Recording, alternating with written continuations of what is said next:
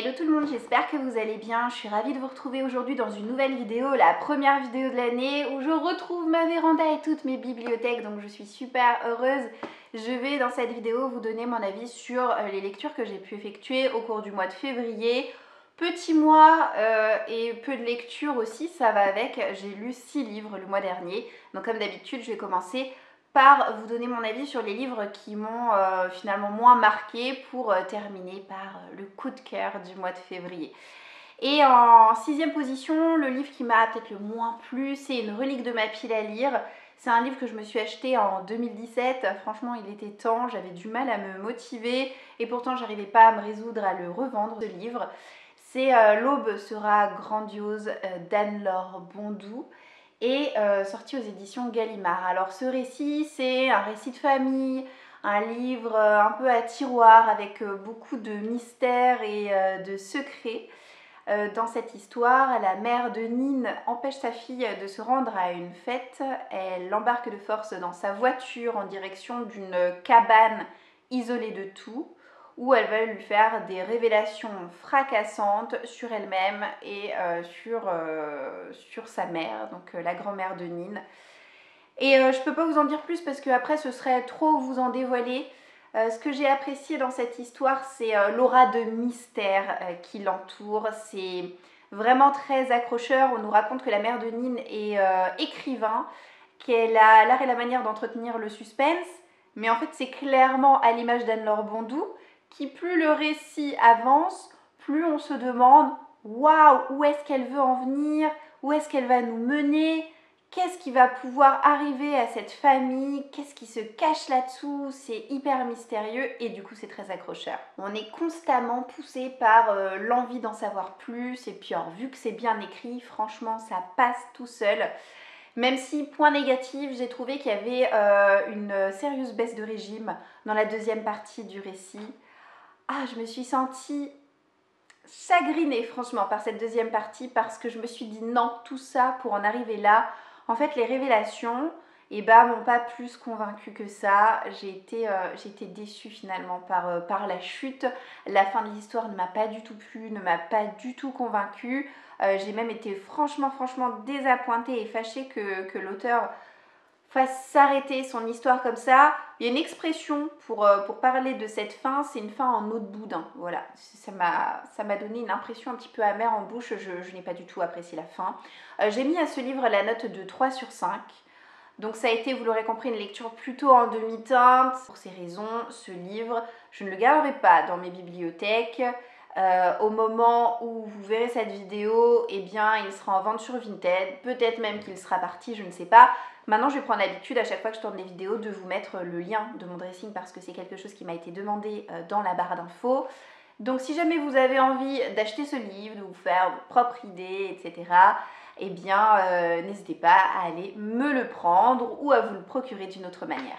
Ensuite, toujours avec la même note, mais pour le coup, il s'agit d'une relecture. C'est le tome 12 de La Communauté du Sud de Charlène Harris. Je suis désolée, j'ai tellement l'impression de vous bassiner avec cette série, mais c'est vrai que dans mes avis livresques, c'est une série qui revient tout le temps puisque j'en lis un tome par trimestre. Donc finalement, tous les 3 mois, pouf, avis lecture, il y a un livre de cette série qui tombe. Bon là, c'est l'avant-dernier tome, promis, on en a bientôt fini. Mais moi, j'aime toujours autant. Même si je dois vous avouer que voilà, pour ce tome 12, c'est un 3 sur 5 et pas plus. Alors, dans cette série, pour vous la faire courte, Suki, notre personnage principal, eh bien, elle travaille comme serveuse dans un bar, elle est télépathe, elle sait lire dans les pensées des gens, sauf des vampires, et elle a un peu de mal avec certaines autres créatures surnaturelles à lire dans leurs pensées, mais elle est souvent embringuée grâce ou à cause de ses pouvoirs dans les histoires des uns et des autres. Dans cet avant-dernier tome, il y a une femme qui va être retrouvée assassinée dans le jardin d'Eric, qui est un vampire. Et elle est retrouvée assassinée et aspergée de parfum de faïe. Et le parfum de faïe, les failles en général, c'est un peu le point faible des vampires parce qu'ils ont du mal à calmer leurs ardeurs en leur présence. Ça leur provoque, si vous voulez, une espèce de faim insatiable. Donc la police va mener son enquête, bien entendu, et Suki également. Alors qu'est-ce que j'ai pensé de cet avant-dernier tome? Eh bien, comme je vous le disais, c'était une relecture, mais malgré tout, il y avait pas mal de choses que j'avais quand même oubliées. Et j'ai ressenti un sentiment de nostalgie en lisant cet avant-dernier tome parce que clairement ça sent la fin.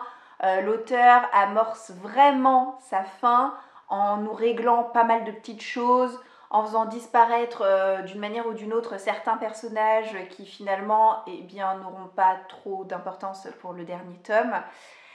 Donc voilà, il y a eu un petit pincement au cœur en me disant ben ça se voit que c'est l'avant-dernier tome en fait, hein, c'est un tome qui est plus calme que les autres, ça part pas dans des intrigues à droite à gauche à 100 à l'heure, non, on a un fil conducteur, une seule enquête, c'est un tome plutôt slow, plutôt lent, justement pour permettre de régler pas mal de choses.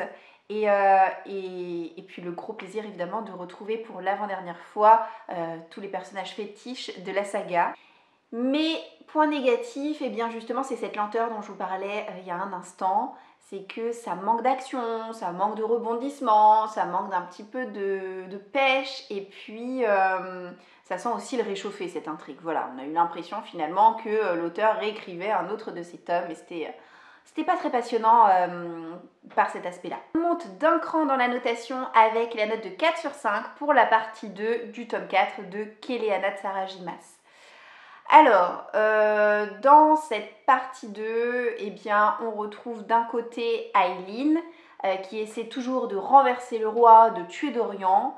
Et de l'autre côté, on retrouve eh bien, une sorcière, comment est-ce qu'elle s'appelle déjà ? C'est Manon Bec Noir, qui de son côté, elle essaie de percer à jour les mystérieux projets du duc. Et je peux évidemment pas vous en dire plus en ce qui concerne eh bien, le résumé plus détaillé de l'histoire parce qu'il s'agit d'une partie 2 finalement. Donc moi j'ai fait le choix de lire avec une année d'écart les parties 1 et 2 de ce récit, tout simplement parce que bah voilà, en français, les éditions La Martinière Jeunesse ont décidé de séparer en 2 livres qui sont pas du tout égaux en termes de nombre de pages, ce tome 4. Et évidemment, ce qui m'a plu, c'est qu'il y a tout qui se précipite, c'est bourré d'action, bourré de rebondissements, on ne s'arrête pas une seconde pour souffler, c'est action sur action, il y a beaucoup de vigueur, beaucoup de pêche, un rythme effréné, des personnages qui ne savent plus où donner de la tête tellement il y a de choses à faire, de choses à régler, tout avance dans tous les sens, mais il faut remettre les choses dans leur contexte. C'est la partie 2 finalement, c'est la fin du tome 4 qu'on lit, donc évidemment qu'il y a plein d'actions dans la fin d'un tome, voilà. Et j'ai quand même un petit bémol à émettre, ce qui explique que j'ai pas mis plus que 4 sur 5 à ce livre qui est déjà une excellente note. C'est le même bémol que j'avais émis à l'égard de la partie 1 de ce tome 4, c'est que ça manque de détails, ça manque de narration, on est tellement dans l'action que l'auteur, eh bien, elle occulte toute la partie description de l'environnement, description, je ne sais pas moi, des tenues, des sentiments, des personnages, tout est un peu trop survolé au profit de l'action. Alors c'est bien, on ne s'ennuie pas, mais j'ai eu l'impression qu'il manquait quelque chose quand même hein, pour faire de ce tome un tome absolument parfait. Oui, j'ai commencé notre série d'Lisa Kleypas. Lisa Kleypas, c'est une auteure de romances historiques que j'adore, que j'ai eu l'occasion de lire dans La Ronde des Saisons, dans Les Hathaway. Et maintenant, je la découvre à travers sa saga Les Ravenels. Alors, Les Ravenels, c'est une série qui me fâche un petit peu. J'ai eu l'occasion de vous dire pourquoi dans un book haul, mais je vais vous le répéter au cas où vous auriez raté l'info. J'ai pas la saga au complet, il me manque des tomes. Ces tomes sont introuvables en état neuf parce qu'ils n'ont plus l'air d'être publiés. Alors, on peut les télécharger sans problème en e-book, etc.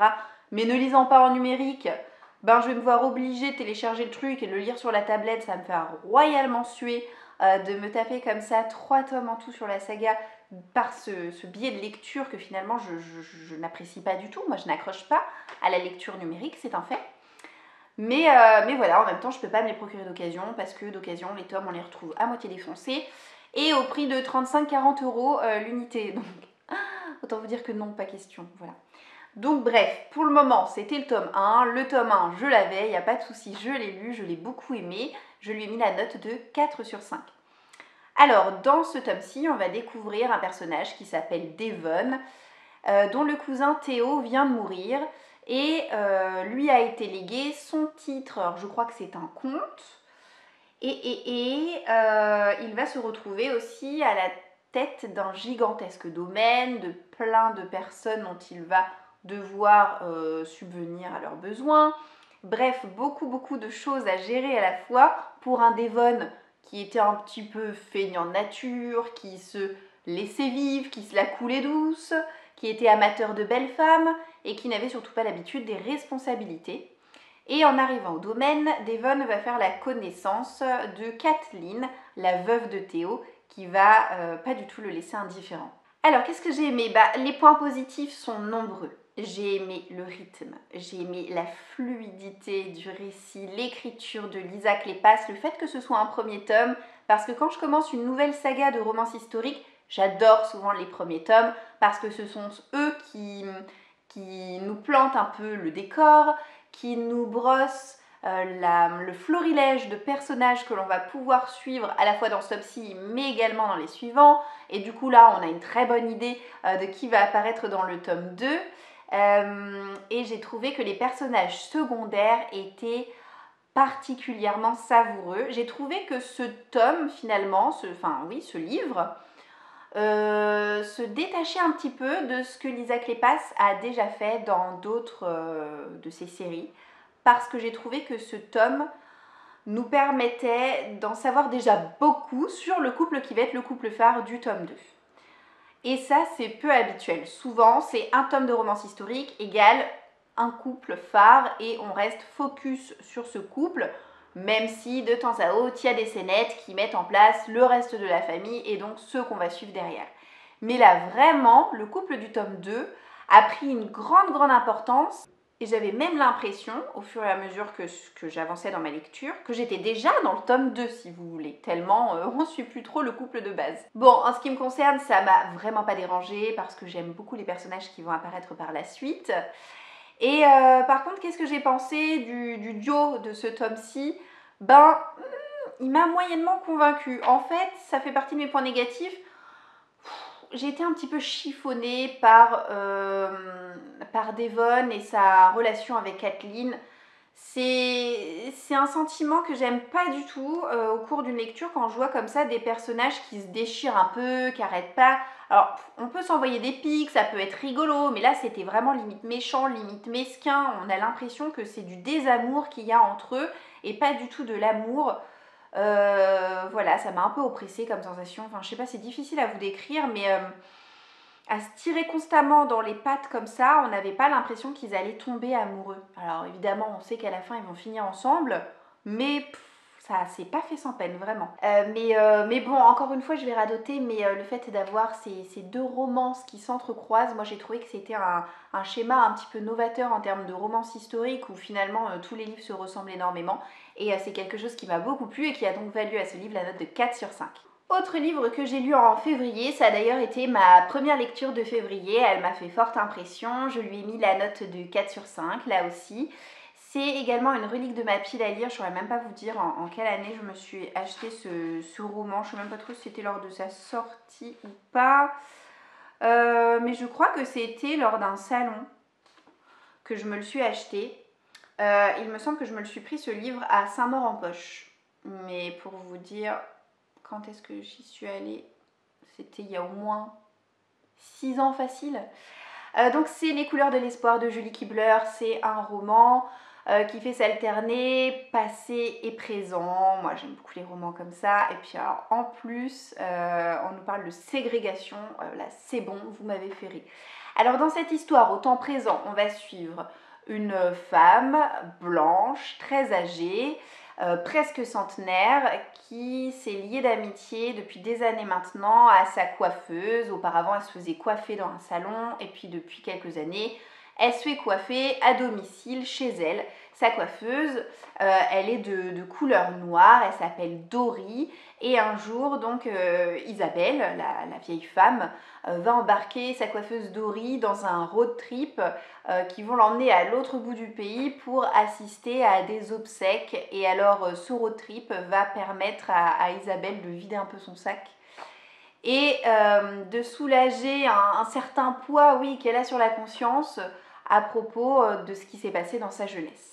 Alors, je vais tout de suite commencer par le point négatif. Il n'y en a qu'un seul à mon sens, c'est que l'histoire fait un petit peu clichouille sur les bords. On a la petite fille blanche et riche qui va tomber amoureuse d'un garçon un peu plus âgé qu'elle, qui est noir, qui travaille pour un salaire de misère et qui en plus travaille pour ses parents.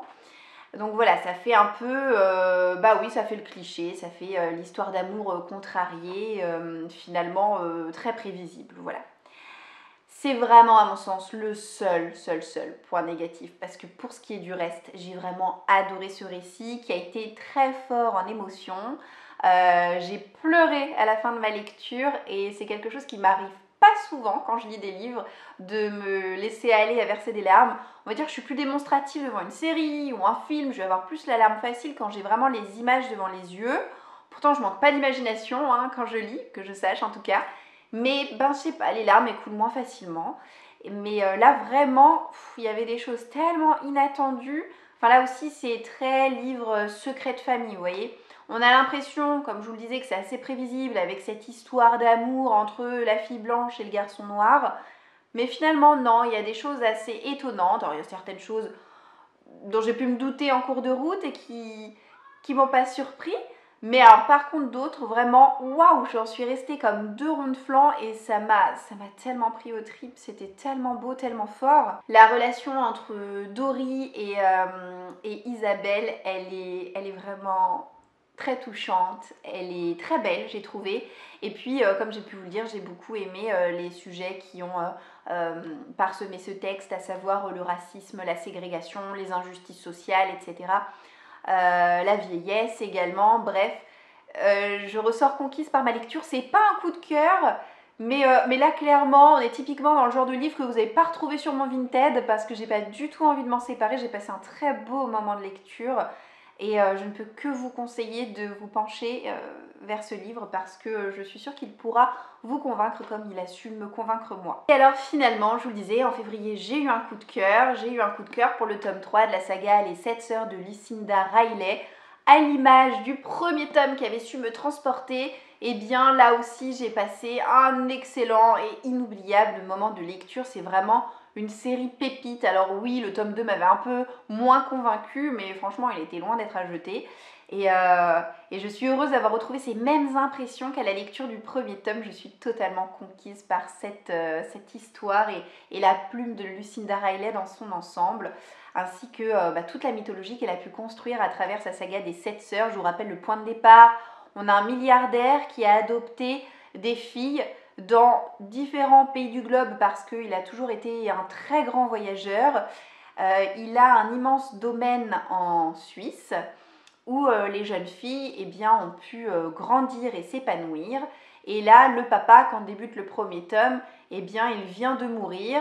Et toutes ces filles ont été mises au courant plus ou moins en même temps. Elles vont se réunir dans la maison de famille pour la lecture du testament. Et dans le testament, en fait, leur père va leur donner des pistes sur leur passé respectif pour essayer de retrouver la trace de leur famille d'origine. Voilà.